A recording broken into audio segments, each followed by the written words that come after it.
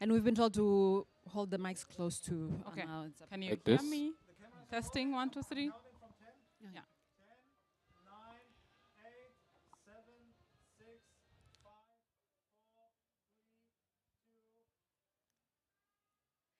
Hello and welcome to the 77% Street Debate from Berlin, Germany. My name is Liz Shoo, and we are at the German President's Castle. Today is the Citizens Festival. The partner country for this year is Kenya, and that is why the motto of this year's festivities is the Swahili word pamoja, which means together. And I am here with young Africans. We're going to talk about how we can create a good communication environment so that young Africans can feel like they are part of shaping their society and shaping democracies. All right, we're going to jump right into it. Mercy, I want to start with you because you are from Kenya, and we all witnessed the protests, the youth-led protests that were happening in Kenya.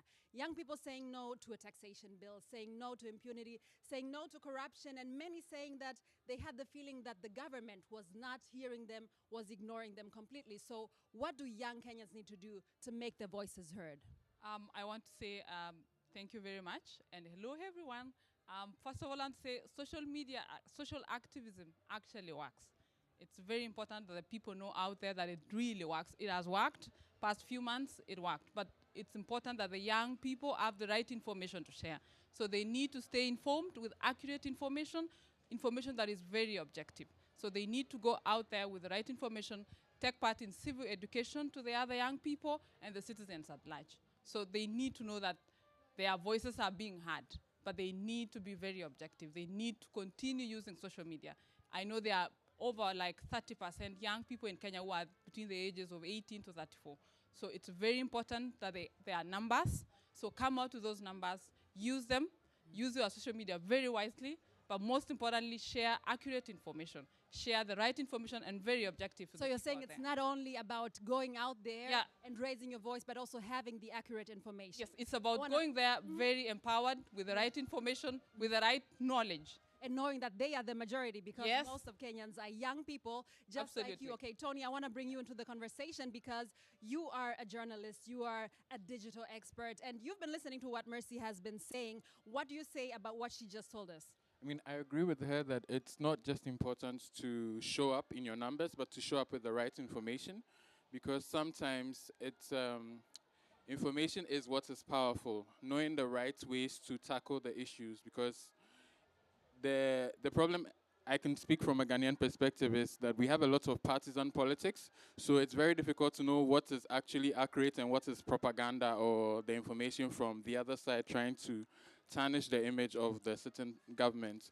So it's important to actually get credible third parties or credible information sources that can tell you that this is why we are protesting, these are the reasons, these are the issues we have raised, these are the issues we want to be addressed, and then it's going to be difficult to stay neutral for very long because these issues are affecting you directly.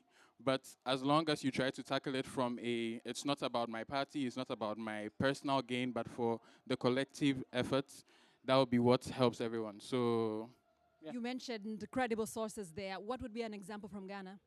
Personally, for me, I get most of my information from Twitter, and there's this account called Fact Check Ghana, which basically what most of the people I follow, most of the tweets I see is if there's an election in Ghana in December. So when there's a campaign event or a rally or there's a press briefing, basically people just say, when this person said this, is it true or not? And they mention that account and say, please fact check it for us. And then they have a website, so you can go and on the page they say claims by so and so person, and then they give a verdict whether it is actually true or false with the data that backs it or the documents from maybe if the parliament has a report that speaks about the issue, then they tell you that based on this and that, it is actually false, or based on this and this, maybe the person says they've commissioned 6 facilities, but it was actually just 1. So they tell you how inaccurate it was, and sometimes the false news is based on the truth. So it can be very easy to just spin it in a positive way. So I personally use that account. Lie there, and yes. then having those fact checkers really makes really sense helps. and is really important. Okay, I want to turn to you, Zanele, now. You are from Zimbabwe. You also study journalism. You're a tech entrepreneur. And we saw that the protests in Kenya, they really had some ripple effects in other countries, in Uganda, in Nigeria. Young people taking to the streets to protest different issues. It was all quiet in Zimbabwe. And I believe that it's not all rosy in your country. So, what are the issues that young Zimbabweans are facing, and how are they raising those topics? Yeah, so it's definitely not all rosy, as you say. Historically, there's been a history of suppression of the voices of the people when they try to speak out to the authorities. And so young people, most of the times, they're afraid to actually go to different platforms because there's also surveillance, and we've seen history of some people also being jailed. However, young people have also come up with like their independent media sources, because we also have a history of a one state controlled media source for a very long time. But young people have come up with those platforms such as +263 chat on Twitter, and young people should actually like participate more in these debates through these independent sources. And so we've seen young people actually come up with these these independent sources, and they also do social activism through these different platforms. All right, so you're saying they're keeping away from the streets, but they are sending a very clear message on social media and also then creating their own digital enterprises, basically. Okay, I want to stay on the issue of social media. Mercy, of course, you've raised that issue already before. But what I'm seeing, for example, in Kenya, is that lots of politicians, even President Ruto, who was here in Berlin, he's very active on social media. You see him on TikTok, like he's dancing, he's visiting schools, he's attending rallies. Yeah. Is that the only possibility of politicians to reach the young Kenyans, the Gen Zers? That is not the only. Of course, it's the easiest way right now because most young people are on social media. The other ways in which they can reach the people is back there in the village, and that's why I'm really saying that the young people should come out and be part of civic education, for example, so they can reach the young people out there still in the villages, because not everyone is on social media, not everyone has access to maybe to data and all that. So I feel like they should find ways in which they can involve the public, but really on the grassroots level. Really going out there to meet the people back at home that are not able to, access information. For instance, my colleagues here have mentioned that there are other platforms. So I feel like the politicians should also find other ways. And in this case, maybe public participation. We do have that in Kenya. Whenever there are issues, if they want to change a policy, there will always be public participation. So I feel like they should really encourage the young people to be part of these public rallies and the reform platforms that they always create within the counties, for instance. Yeah, so thank Tony, you so much. I see Tony is nodding vigorously. Yeah. You agree with the issue of not only being on TikTok and on Instagram, but also on the ground? Definitely, because in as much as there are lots of people on the internet, there are also a lot more people who are not on the internet. So for all the things I've been exposed to and how I get information, I get like the breakdown. There are lots of different accounts going at issues from different angles, people from a legal perspective, people from a taxation perspective. But if you're on the streets, you are going about your day, you're not finding this information as easily. So it's important for, I would say, those of us who have access to this information to become multipliers and then find a way to include these things we find out online into offline conversations. It doesn't have to be going around with a pamphlet sharing, information that this is what the government has done or this is what they're saying online.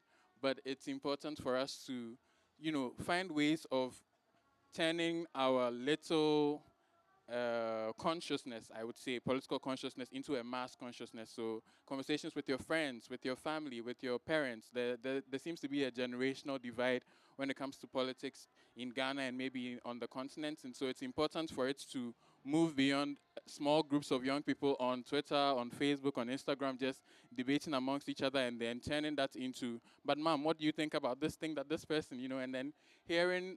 Sometimes it puts things in perspective because our parents' generation tends to deal with politics in a very different way because they are the generation that in Ghana lived through the military government. So their perspective is very different from ours. All we've known is democracy, and we feel like the democracy that we have is not necessarily serving us as much as we would want it to. But there's a reason why they had to struggle to bring democracy back. So we can't dismiss the efforts and the struggles, but we also have to find a way to bring the two generations together and the two perspectives together, I think. Okay, but I want to stay on the issue of social media because a country like Kenya is known for its Twitter warriors, and I find it really interesting that we keep calling it Twitter, although it's X, but but you have all these Twitter warriors, and I know that lots of campaigns really have happened online in Kenya. So, like, where is the value of that kind of social media activism? Because I believe that because you have so many young people in Kenya who are really all tech savvy, that is actually the place where, not only the government sending out its information and its key messages, but also people, reacting and responding, and you reach a larger audience than just saying, okay, I'm gonna hold a rally somewhere at a market. Mercy. Yeah. So I think, first of all, it's really important to note that there's been a lot of groups and a lot of, we call them keyboard warriors in my country. I think I like that right now people have even come out and they are now going outside. They are really going down to face the issues. We've had many issues, around the country. I would say, like, we've had a recent fire in one of the schools, and we've had these keyboard warriors now stepping out of the social media network and going down there to actually do what we call fact-checking. He mentioned that.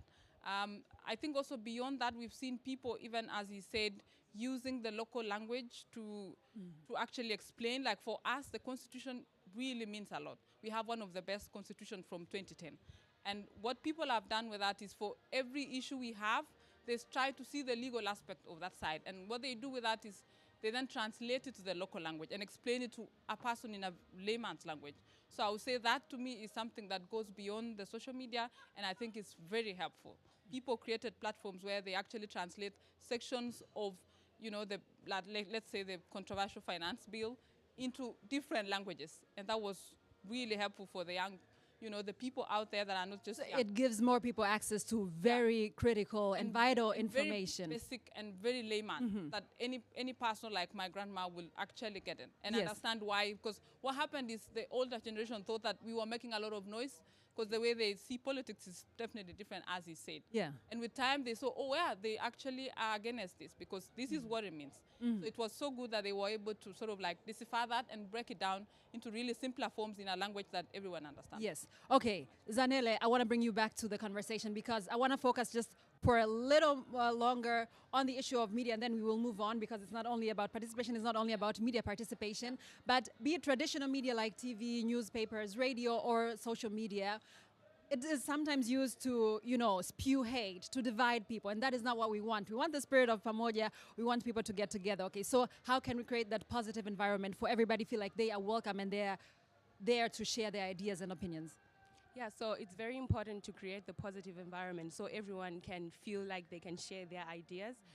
So this can be done definitely through creating like media literacy programs and actually teaching not only journalists but also going to the general public and general young people the importance of fact checking, the importance of identifying fake news and how to identify, and also how to be able to then reshare news that is verified. And also in Zimbabwe we have cyber safety and protection laws, and these laws actually should be used for those people who are violating and using and insulting. I mean, we have people who definitely go online and create pseudo accounts, and they can then spread the hate, but then our governments should actually take it upon themselves to use those laws to actually hold those people accountable who are spreading hate. I like the point that you're making, that the laws are already in place, but what we need is implementation. We need to use the laws that we already have.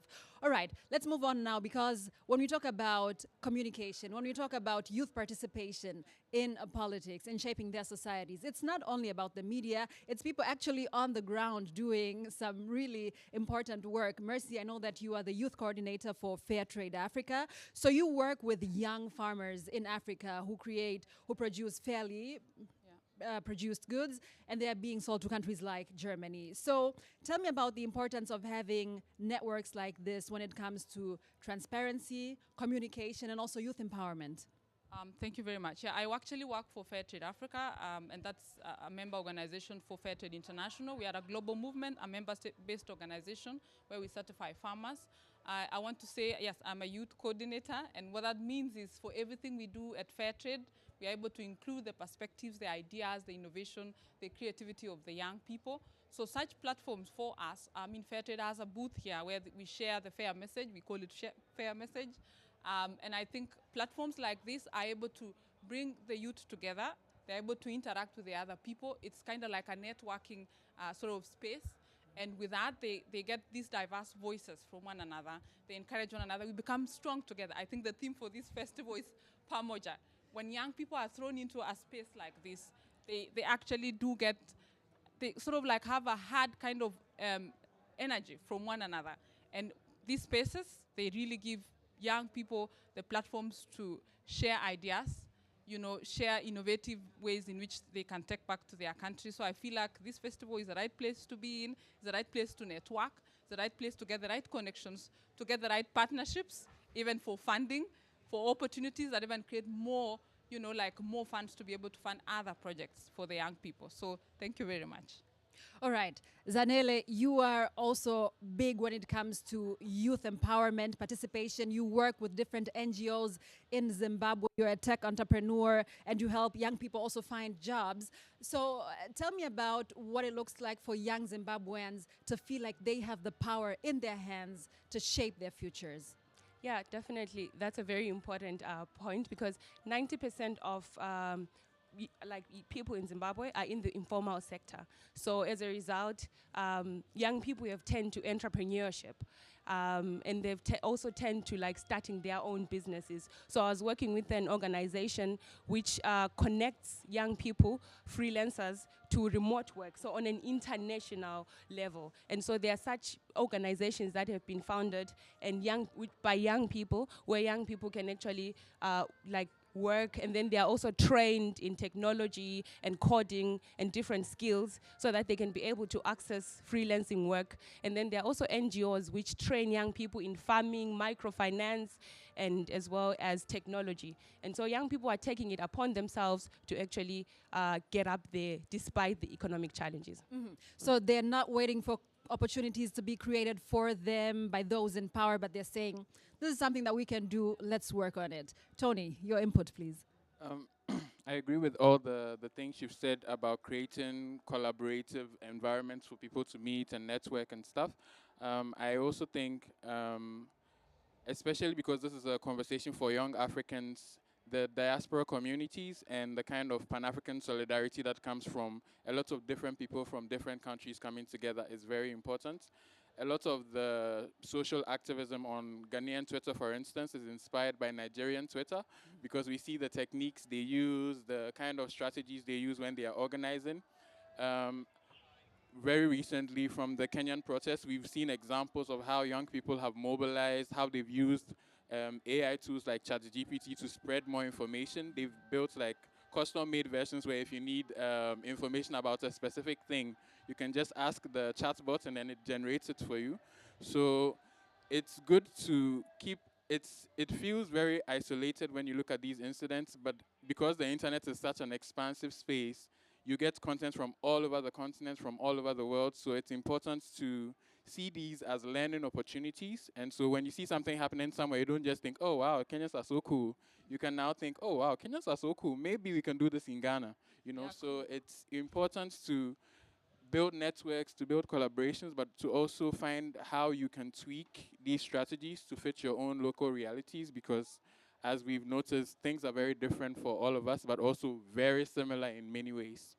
Okay, so one thing, because you talked about also the people that are in the diaspora, people abroad, and how they're participating in shaping their home countries. What I'm seeing in Ghana, for example, at the beginning of this year, you had a very controversial anti-LGBTQ bill, and the protests were not really happening in the country. I was seeing people protesting in Johannesburg, in London, in New York. How can we create a space where even the people within the country feel safe to address issues that might be very controversial? The problem is always, it's easy to say something, but then the people with the power are always the ones who, I won't say do the wrong thing, but do the wrong thing. But from, I think, the protest in September, for instance, what we saw was the protest started online, went offline, and then immediately the protesters were out. The police just started rounding up people and putting them in buses and stuff. And the strategy was to sort of disappear them. So they would distribute them to different police stations, and then if you don't know where your friend is or where this person has been sent to, it will be difficult to track them down. How the internet and how the diaspora communities helped in this regard was by amplifying the issues on the ground and posting videos and photos and like literally compiling a list and saying, this my friend said they have been sent to this police station, and there was like lawyer communities rallying, going around checking how many people are in the cells, where are they from, making like, it's important to turn all this energy online into offline activity and have like experts. So it wasn't enough to just go around doing it randomly. There were lawyers, there were doctors, there were people who already did this for a living, and so it was easy for the laws to be followed, for them to say, well, you don't have any legal basis to just arrest people en masse like that. And so the pressure that comes from the international community or the international community of our countrymen is very important to keep things in check, but to also keep, they say keep eyes on the issue. So on the one hand, diaspora communities can keep eyes on the issue, but on the ground, it makes you feel more confident that there's someone who has your back. You have support from elsewhere as well. All right, we need to wrap this thing up. So very quickly, I'm going to ask you, because one thing we have not talked about at all is, okay, so young people, if they want to, create a better tomorrow for themselves, what about them getting involved in politics? Very quickly. Is that the right way to go, to say, okay, we want to do better, or should they become journalists and say we want to create, a different communication environment? I want to ask you, Mercy, to go first. Very quickly, please. I think one thing, like as he mentioned before, during our protest, for instance, in Kenya, it was not only the young people. Actually, there were diverse kinds of professionals literally feeding into that demonstration. So there were doctors coming out, there were lawyers out there, so that in case of anything, they are always ready to give legal advice. If somebody, is shot dead, somebody is ready to give a first aid, something like that. I think it's important to say that all the youth will be in every profession. Everything globally is interrelated. So the profession doesn't matter, it's the intention that matters. Intention that matters. Tony. I was going to say the exact same thing. The problems are that the problems are many and in different sectors. Yes. So we need new energy. We need new people from all different areas. And if we can move that we are trying to build a culture of excellence or a culture of like transparency, we are trying to change the narrative from everyone's individual industry, I feel like collectively it will make a huge difference.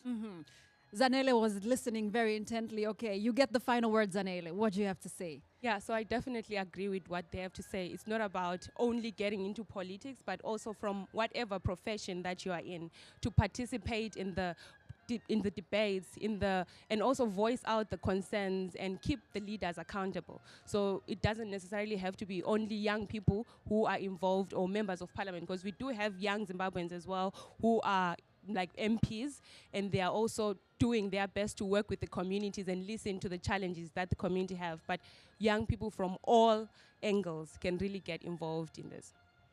Thank you very much. I'm going to take that as the final word. My panelists, you have been wonderful. Thank you so much, Zanele. Thank you, Tony.